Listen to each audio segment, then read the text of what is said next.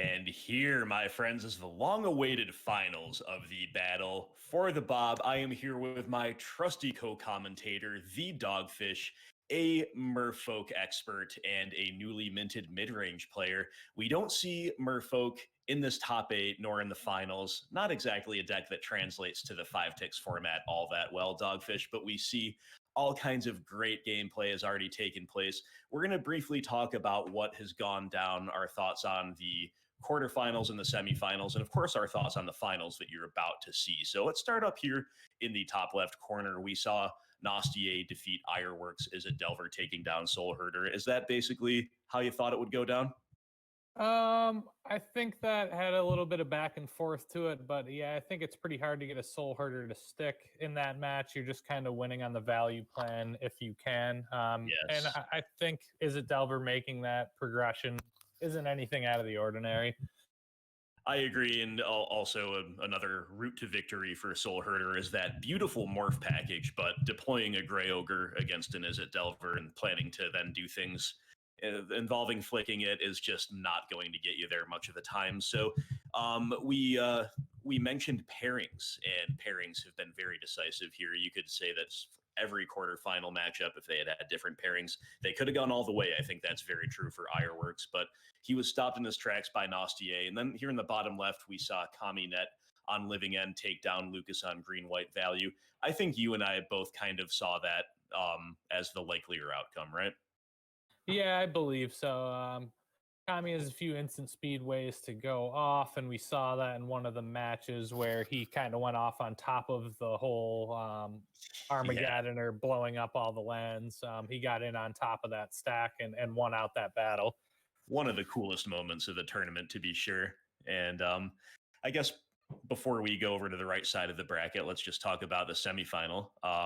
We did see a bit of a surprise, to me anyway, Living End coming out on top to reach the finals over Is it Delver, despite the permission of Is it, which we thought would be a big thorn in Kaminet's side. And a lot of that is attributed to the mulligan issues that Nostier unfortunately did encounter, but Living End really exploiting that with its consistency and its overwhelming power if the opponent does stumble, and it is able to even mostly execute its game plan, right?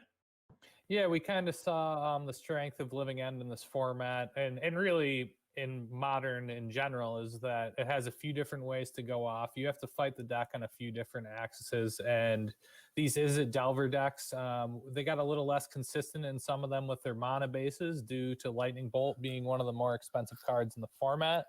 So these builds also have to lose some consistency at fighting a deck like Living End on all those fronts by being watered down into the 5-ticket format mana bases. Absolutely. And with most opponents that operate in a more quote-unquote normal way, you know, maybe you've got some clunk issues with your mana, but maybe you can still, even if you're not sequencing optimally due to your land base, maybe you can still kind of do a 80%, 70% of what your optimal play would be. But against Living End, you either have something that's relevant or you don't.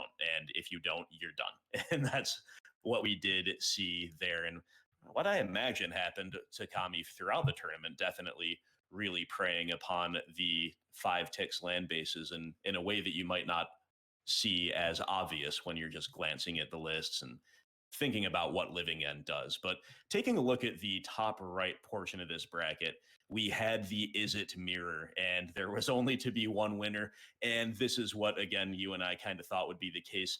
It's just hard to look past the power of a true Prowess deck in bringing that red-based, aggressive, removal-oriented, even pre-side 60 to bear, much less post-side 60.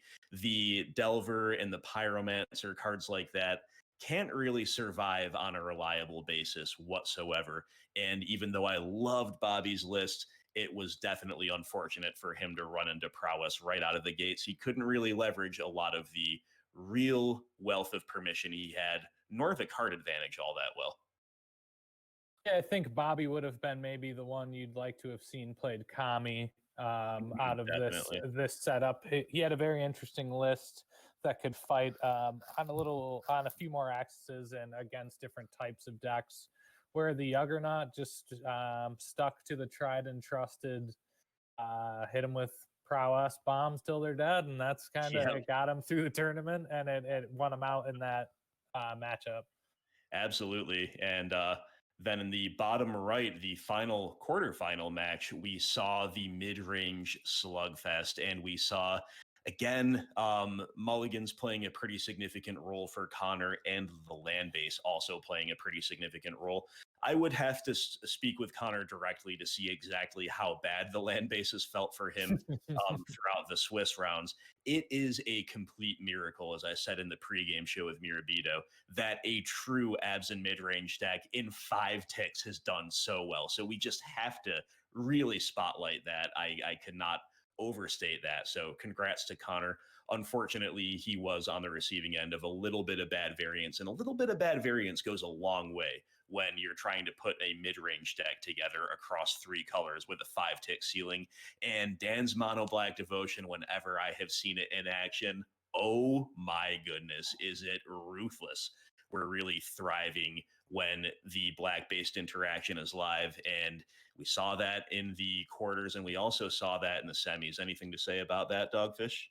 I honestly, I like Dan's list probably the most out of any list in the tournament, and it has been pretty relentless on its push for the finals here. And his sideboard is great. He has just enough tech versus most of the things out there, and his plan A is just hard to stop with a lot of medium to big size creatures and enough life gain. Where he gave a lot of these Izzet decks their 1 or 2 losses of the tournament. Interesting, yeah. And I think Living End will be a tough match for him. I will say I think he has an upward battle here, but I do really like the deck, and I would like to think maybe he has a few paths to victory, but it's going to be tough. Yes, I think you're absolutely right. I agree with everything you just said. And Dan seems to have really centered the deck around a few different play patterns, but with an overriding ability to take care of the board. And I think that's actually really intelligent. I myself might have been tempted to try to port a more direct copy, downgraded copy of a similar modern deck by main decking discard spells, so on and so forth. This configuration that Dan opted for, which only really plays discard effects in the side, has enabled him to make it all the way to the finals. And I think the decision has been confirmed to be the optimal one operating under this budget constraint. However, it will definitely make it a very, very uphill battle here against Living End. We do, however, have some hope out of the sideboard. We do have some discard effects in the form of Agonizing Remorse. We do have Thorn of Amethyst, which could make Kami stumble in terms of trying to execute the combo. And we do have some Graveyard Hate in the form of Ashiok Dream Render. So we do hope that we see a great finals match here, and anybody's game, I suppose, given how many surprises we've already been dealt. But I think we pretty much covered the bases. Anything else you want to add before we jump in? No, I definitely think that is a good summarization of what we can expect here. Maybe the card Timuret, I believe, is the name of the legendary black creature that can exile some things from the yard. We do have a few nice sequences here that could be pretty helpful for us. So yeah, I think this should be. Yeah, I think it should be Kami setting the tone here, with Dan kind of trying to chase with his answers and life gain, really, to see if he can live long enough. Yeah, absolutely. Well said. Well, thank you so much to all of our participants. I have been very impressed by the brewing and by the gameplay, and let's have a great finals match starting right about now.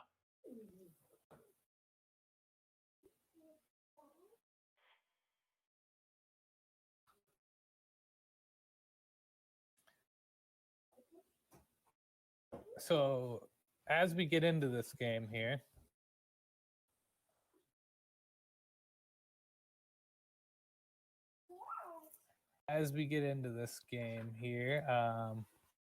we can talk about a unique line of interaction here that is interesting for Living End, and it can depend on if Dan has these cards in his opener. The card Chittering Rat. Yes. We've seen Kami dud with a few living ends in hand here recently, and that card can really unscramble that part of the puzzle for him. That's true. That's a really good thought. At the same time, despite that being a risk, I think Chittering Rats is actually one of Dan's best cards in general, but that maybe is contingent on Kami having some stumbling issues, and having kept 7 doesn't look like that. Oh no, I'm sorry. He did mulligan to 6. So He's just yeah. got a handful of cyclers over here, so he's gonna have a pretty big yard. It'll all just depend if he can really hit the payoff card. Yeah, exactly. And so Dan, of course, is putting down as much of a clock as he can. It's really all his hand is doing. We do see Ayara First of Lockthwain hit the bin. We have Geralf's Messenger as an alternative, and both are interesting in that you wouldn't necessarily expect them to carry the game or anything, but they have lots of upsides. We have death triggers, we have recursion, and Ayara in We hit a particular, violent if he gets outburst. to untap, would be very interesting. But Violent Outburst is ready to go. Yeah, Dan's got sorry a to couple. interrupt there. No, you're good. Dan's got a couple Garys in hand, and those are, of course, uncastable.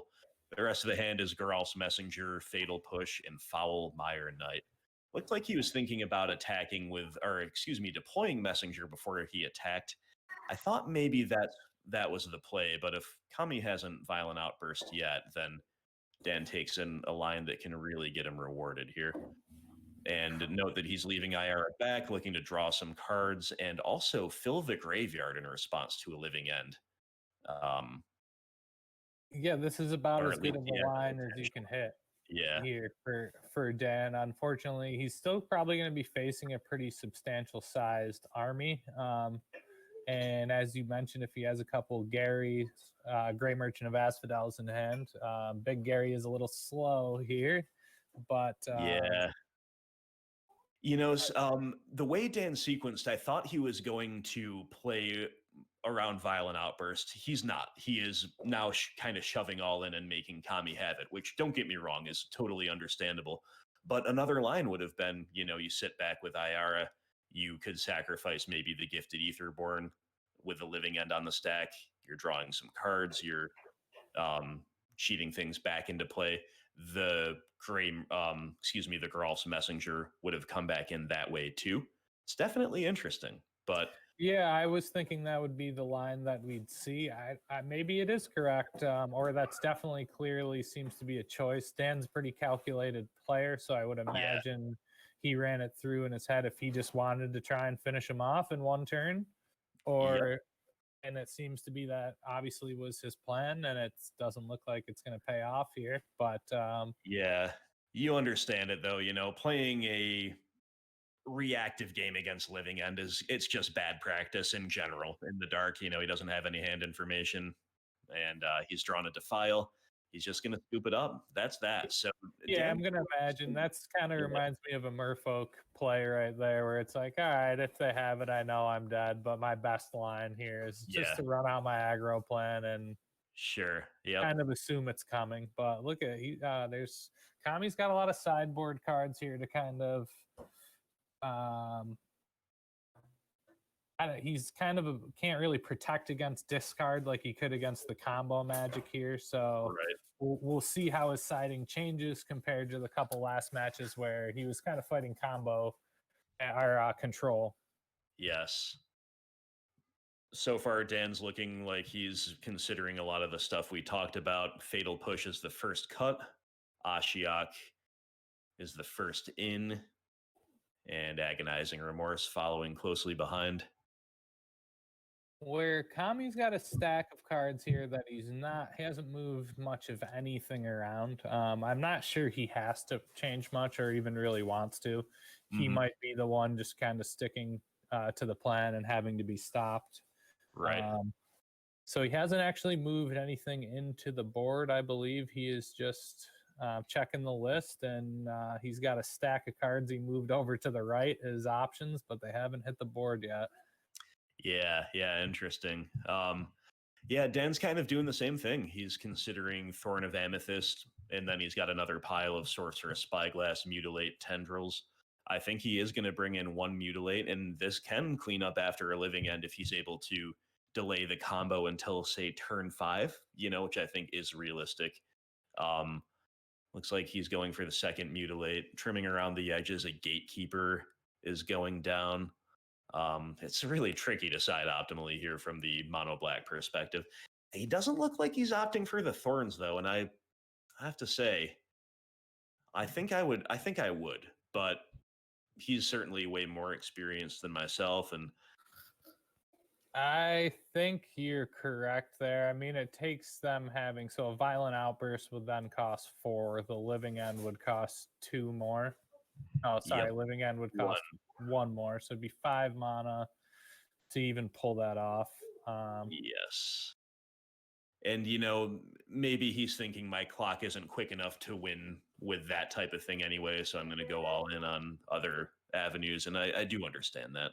Yeah, this is unfortunate. This is probably a very unfavored match for Dan, so I think he's doing what he can, and I think in modern, Jund Living End is literally the worst matchup for like BGX mid range, and that's worse than Neuropiles, worse than like Titan Shift, you name it.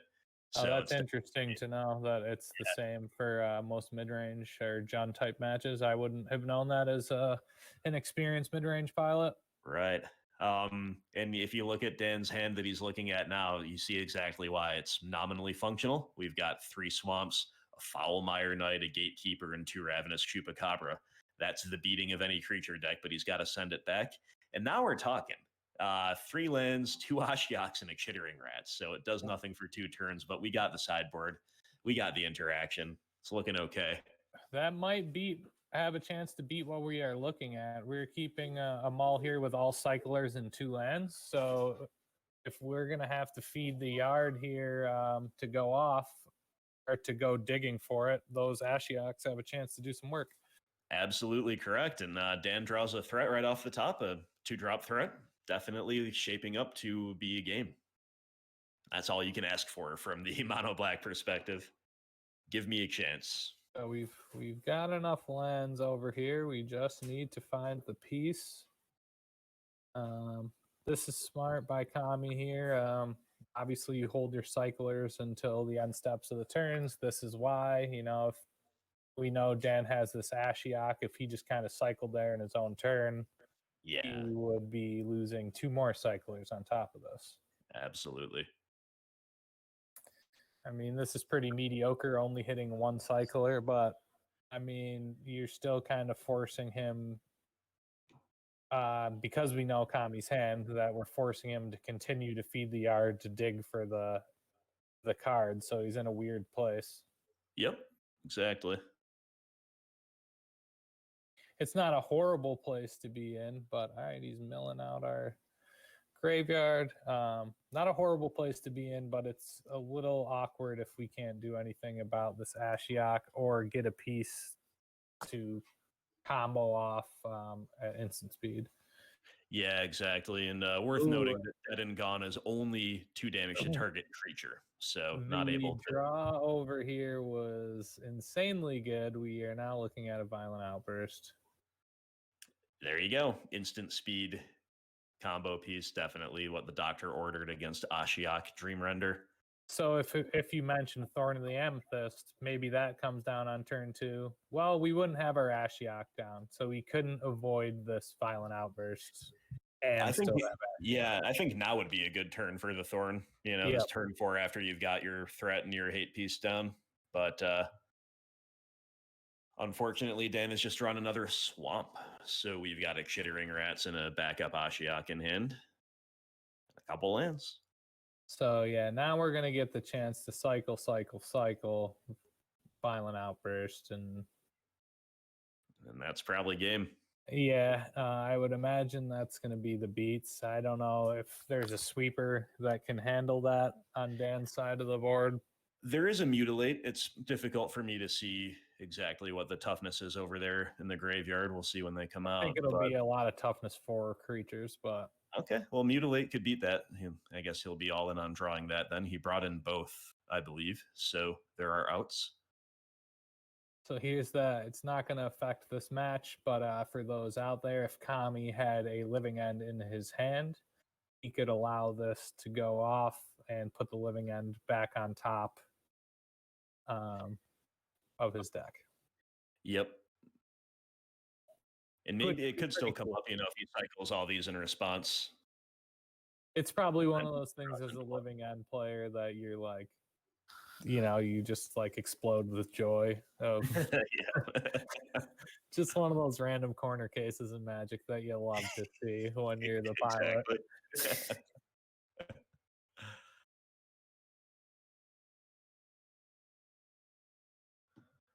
So maybe it probably doesn't matter much. He cycles off here, see if he gets a living end to put back on top, play it safe.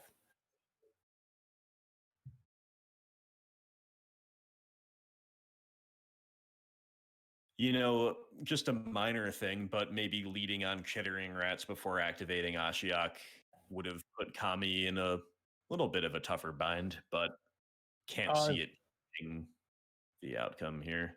No, good point, though. That is probably the proper sequencing to see if you can catch anything. Yep. Oof. Dan's just catching more swamps off the top. This is the last thing he needs. When it rains, it pours. You need your deck to be firing on all cylinders in this matchup.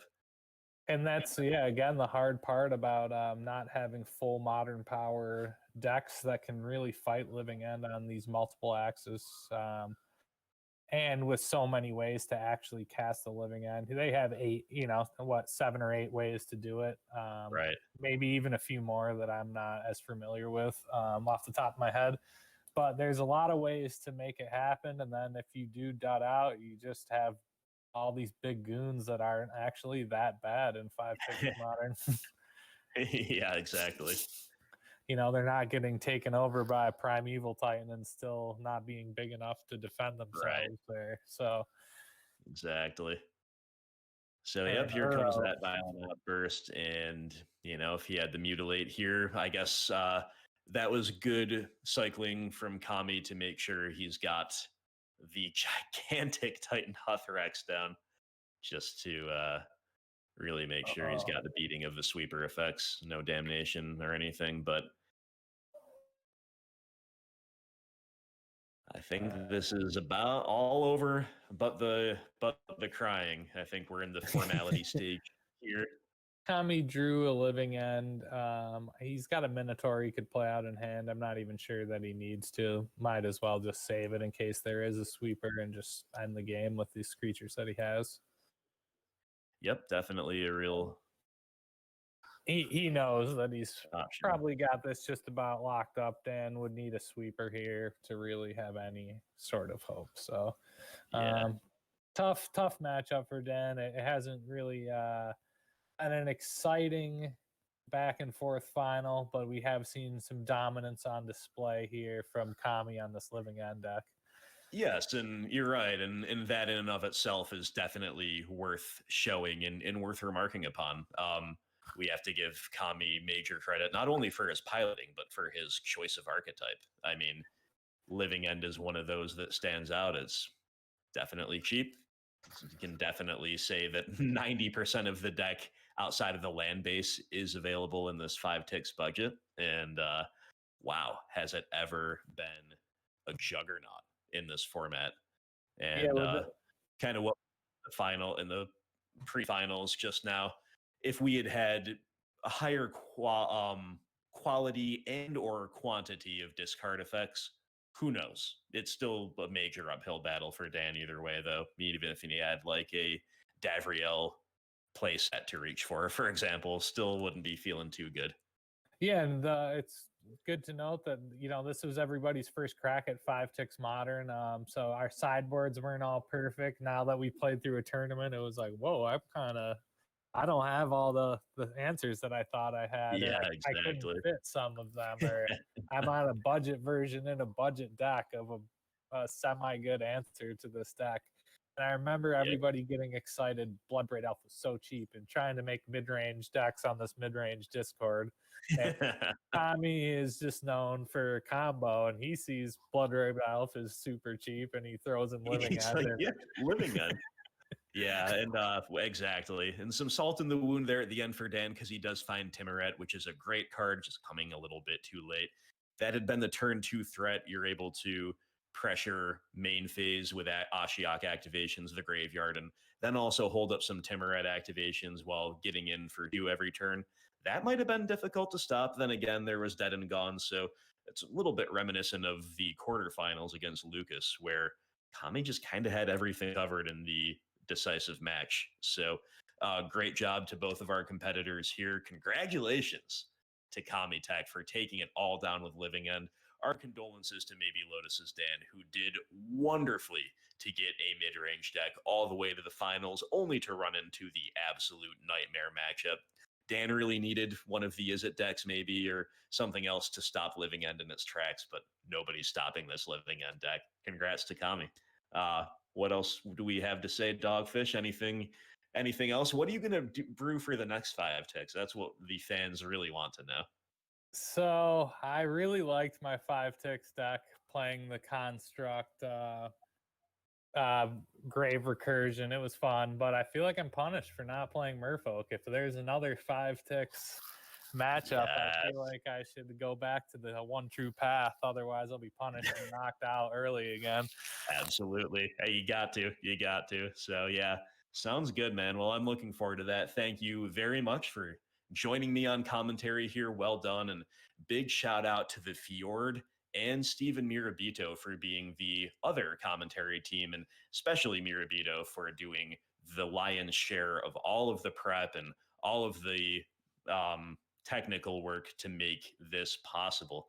And big shout out to all participants. Congrats once again to CommuNet. And for you on YouTube, please do let us know in the comments what you liked about the tournament, the presentation, everything. We're always taking your feedback on board. And we're going to do another one of these Grimflayer MTG Discord tournaments, probably sooner rather than later, but certainly some in the future. So thanks again to everybody involved. And there we go. Living End is your champion of 5 ticks modern.